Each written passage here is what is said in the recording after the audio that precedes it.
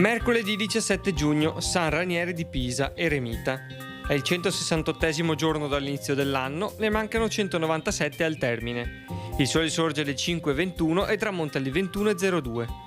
La luna si leva alle 7:40 e tramonta alle 23:25.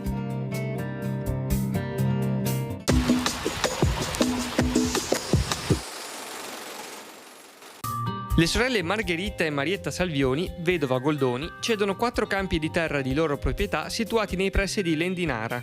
Il ricavato della vendita, 225 ducati, servirà a pagare il debito contratto per le spese di laurea dell'amatissimo figlio e nipote Carlo Goldoni, il quale, da scapestrato com'era, si era preparato a sostenere la tesi di laurea giocando tutta la notte a carte, perdendo un buon gruzzoletto.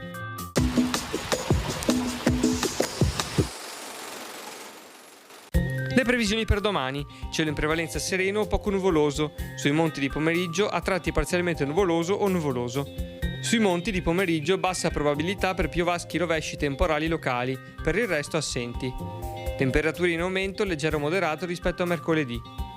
Venti deboli moderati in alta montagna da nord-ovest e altrove con direzione variabile. Mare calmo.